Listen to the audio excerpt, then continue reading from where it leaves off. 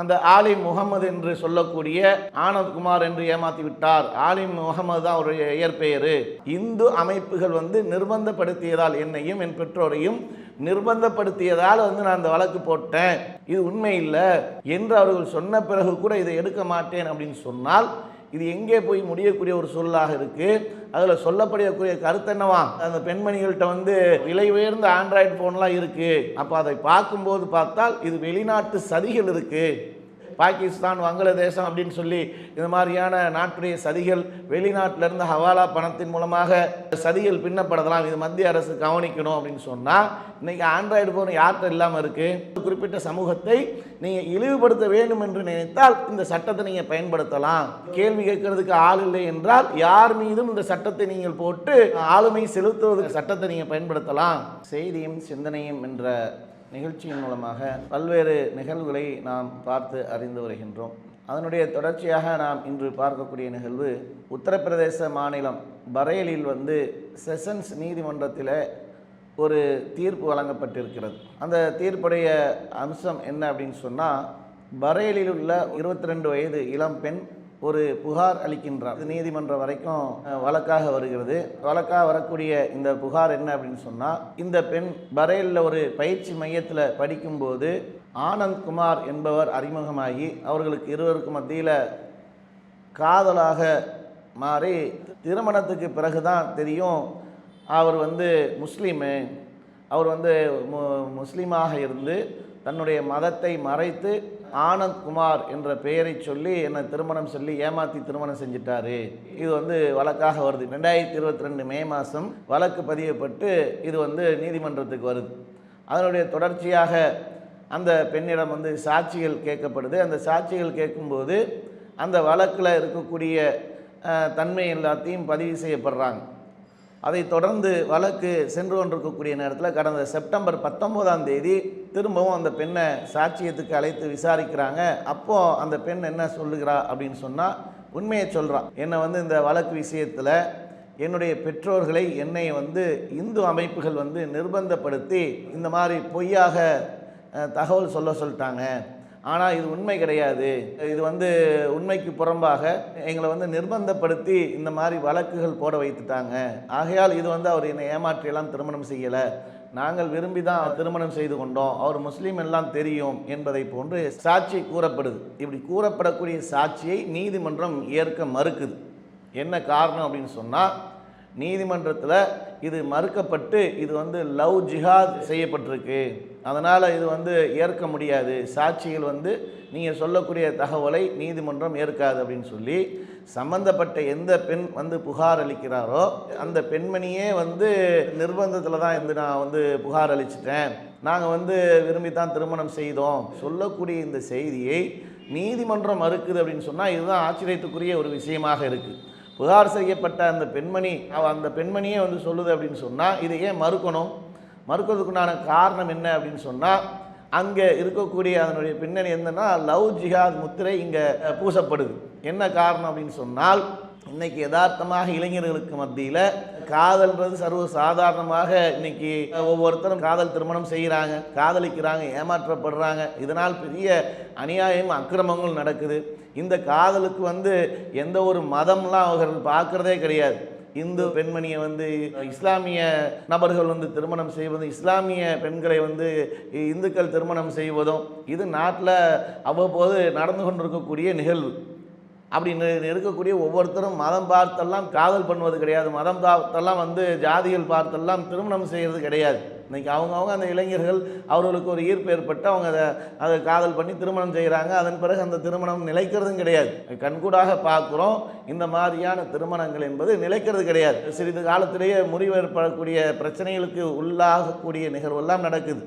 அப்போ இப்படி காதல் திருமணம் செய்கிறாங்க அப்படின்றதுக்காகவே இன்றைக்கி என்ன அப்படின்னு சொன்னால், இஸ்லாமியர்கள் மீது வெறுப்பை உமிழ்வதற்கும் இஸ்லாத்தின் மீது வெறுப்பை உமிழ்வதற்கும் இப்படிப்பட்ட ஒரு வார்த்தைகளை இன்றைக்கி இவங்க இந்த இந்து அமைப்புகள், ஆர்எஸ்எஸ் போன்ற சிந்தனை உடையவர்கள், இந்துத்துவா சிந்தனை உடையவர்கள் எல்லாம் என்ன செய்கிறாங்க அப்படின்னு சொன்னால், உடனே இதற்கெடுத்தாலும் இந்த ஜிஹாதை உடனே அதில் கோர்த்துடுறாங்க.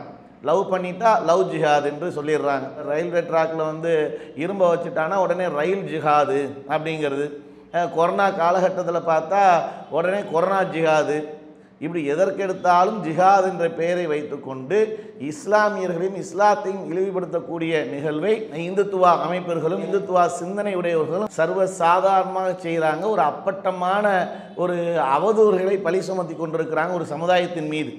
ஒரு நபர் தவறு செய்கிறான் அப்படின்னு சொன்னால் அதை அவன் திருமணம் பண்ணுறான், அவன் காதலிக்கிறான், அது அவனுடைய குடும்ப பிரச்சனை, அவனுடைய தனிப்பட்ட பிரச்சனை என்று பார்க்கப்படுறதே கிடையாது. இது மற்ற விஷயங்களுக்கு மற்ற மதத்தினர்களுக்கு இது மாதிரியான பார்க்கக்கூடிய நிலைகள் இருக்குது. ஆனால் இஸ்லாம் என்று வந்துவிட்டால் இப்படிப்பட்ட ஒரு நிலை கிடையாது. உடனே அதை ஜிஹாதை பொருத்தி அந்த ஜிஹாத் என்று ஜிஹாத் செய்கிறாங்க பார்த்தீங்களா அப்படின்னு சொல்லி உடனே கொந்தளிக்கிறாங்க. இப்படி இந்த மாதிரி சிந்தனையுடையவர்கள் அவர்கள் அவதூறுகளை பரப்புவதும் இப்படி மாதிரி வெறுப்புகளை கக்கக்கூடிய நிலையை நம்ம பார்க்குறோம். ஆனால் நீதிமன்றத்துடைய பார்வை அப்படி இருக்கலாமா, அப்படிப்பட்ட ஒரு பார்வையில் தீர்ப்பு சொல்லலாமா அப்படின்னு சொன்னால் அதுதான் மிகப்பெரிய ஆச்சரியத்துக்குரிய ஒன்றாக இருக்குது. இன்றைக்கி இந்தியாவுடைய உச்சபட்ச அதிகாரம் படைத்த இடம் அப்படின்னு சொன்னால் மக்கள் நியாயத்தை வேண்டி போகக்கூடிய இடம் நீதிமன்றமாக இருக்குது. அப்படிப்பட்ட இடங்கள்லையும் இது மாதிரியான வார்த்தைகளை பிரயோகப்படுத்தி அதற்காக ஒரு தீர்ப்பு வழங்கப்படுதுன்னு சொன்னால் இது என்ன மாதிரியான ஒரு பார்வை, எப்படிப்பட்ட ஒரு நிலையில் இந்தியா சென்று கொண்டிருக்கு என்பதை அப்பட்டமாக இது படம் பிடித்து காட்டக்கூடிய ஒன்றாக இருக்குது. இது மாதிரியான வார்த்தைகள் மூலமாக தீர்ப்பு வழங்கப்பட்டால் இப்படிப்பட்ட ஒரு பார்வையில் இருக்குமே ஆனால் நீதிமன்றத்தின் மீது அவநம்பிக்கை ஏற்பட்டுரும். குற்றவாளி என்று தீர்மானிக்கப்பட்டால் ஆதாரப்பூர்வமாக நிரூபிக்கப்பட்டால் அவர்களுக்கு தண்டனை கொடுப்பதில் யாருக்கு எந்த ஒரு ஆட்சேபனையும் இருக்காது, தண்டனை கொடுக்கலாம். உத்தரப்பிரதேசத்தில் மதமாற்ற தடை சட்டம் இருக்குது. கட்டாய மதை மாற்ற தடை சட்டத்தை இன்றைக்கி ஒரு சில மாநிலங்கள் அமல்படுத்துகிறாங்க. அப்படி அமல்படுத்தக்கூடிய நிலையில் உத்தரப்பிரதேசத்தில் 2021 அமல்படுத்துகிறாங்க. அப்படி இருக்கும்போது அதற்கு அதிகபட்சமான தண்டனை என்ன, 10 ஆண்டு காலம் கடுங்காவல் தண்டனை என்று ஏற்றப்பட்டு வச்சிருக்கு. அதே கடந்த ஜூலையில் திருத்தப்பட்டு அது ஆயுள் கால தண்டனையாக ஒருத்தர் கட்டாயமாக தன்னுடைய மதத்தை மறைத்து ஒரு பெண்ணை ஏமாற்றி திருமணம் செய்து அவர் இஸ்லாமியராக மாற்றுறதுக்காக இல்லை எந்த மதத்துக்கு மாற்ற வேண்டும் என்று அவர் முடிவு செய்கிறாரோ அப்படிப்பட்ட ஒன்றுக்கு ஆயுள் தண்டனை என்று கடந்த ஜூலையில் தீர்மானிக்கிறாங்க. இப்படி தீர்மானிக்கக்கூடியது கட்டாய மத மாற்ற தடை சட்டம். சட்டத்துக்கு பேர் என்ன சொல்கிறாங்க, லவ் ஜிஹாத் தடை சட்டம்.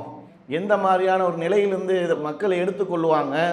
அப்போ மக்கள்கிட்ட இதை வெறுப்பை விதைக்கணும், இஸ்லாமியர்களும் இந்துக்களையும் அந்நியப்படுத்தணும், இதன் மூலமாக நாட்டில் ஒரு பிரிவினை ஏற்படுத்தணும், இப்படின்றது தான் இன்றைக்கி இந்துத்துவாவுடைய அமைப்புடைய நோக்கமாக இருக்குது.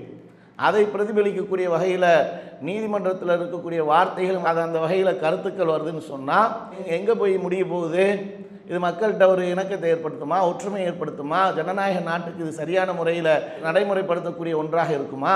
என்னென்னா மத மாற்ற தடை சட்டம், லவ் ஜிஹாத் தடை சட்டம் அப்படின்னு சொல்லி போட்டு இவர்கள் கடந்த ஜூலையில் எதை திருத்தப்பட்டார்களோ அந்த திருத்தப்பட்ட தீர்ப்பின் மூலமாக இன்றைக்கி தீர்ப்பு வழங்கியிருக்கிறாங்க.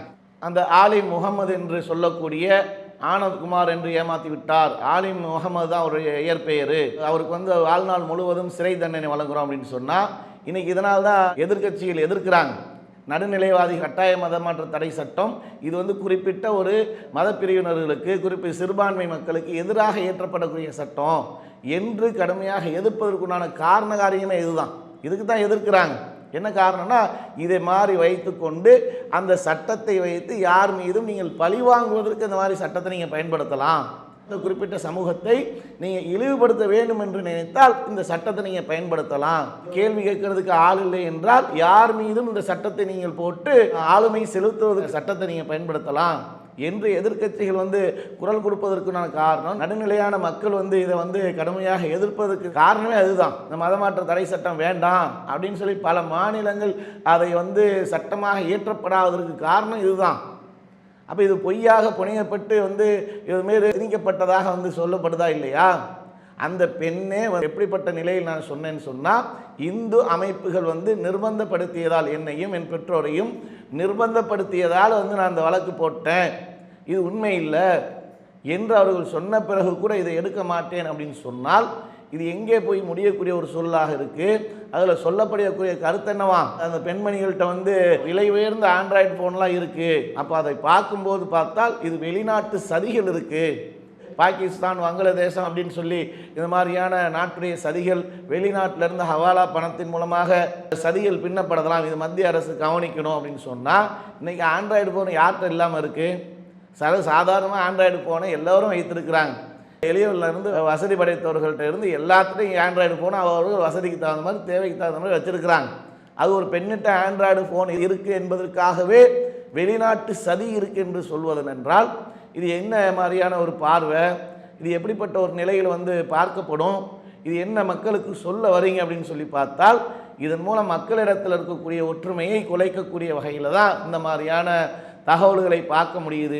ஆகையால் இது போன்ற ஒரு நிலை என்பது எந்த ஒரு குறிப்பிட்ட மதத்தின் மீதும் குறிப்பிட்ட பிரிவினர் மீதும் இது போன்ற அபாண்டங்களை சுமத்தக்கூடாது என்பது. அதிலையும் இஸ்லாமியர்கள் விட்டால் உடனே எல்லாவற்றுக்குமே ஜிஹாத் என்று பின்னணியில் சாயம் பூசப்பட்டு, லவ் ஜிஹாது, ரயில் ஜிஹாது, கொரோனா ஜிஹாது, இப்படி எவ்வளோதான் ஜிஹாதுகளை பூசப்பட்டு எவ்வளோ அநியாயங்கள் அக்கிரமங்கள் நடக்குது. இது நியாயமான தீர்ப்புகளும் நியாயமான பார்வைகளும் இருக்க வேண்டும் என்பதுதான் நம்ம சொல்லக்கூடிய செய்தியாக இருக்கு என்பதை சொல்லிக்கொண்டு நிறைவு செய்கின்றோம். அஸ்ஸலாமு அலைக்கும் வரஹ்மத்துல்லாஹி வபரகாத்துஹு. இஸ்லாம் மற்றும் சமுதாய செய்திகளை அறிந்து கொள்ள தமிழ்நாடு தௌஹீத் ஜமாஅத் யூடியூப் பக்கத்தை உடனடியாக சப்ஸ்கிரைப் செய்து கொள்ளுங்கள். மேலும் பெல் பட்டனையும் கிளிக் செய்து கொள்ளுங்கள்.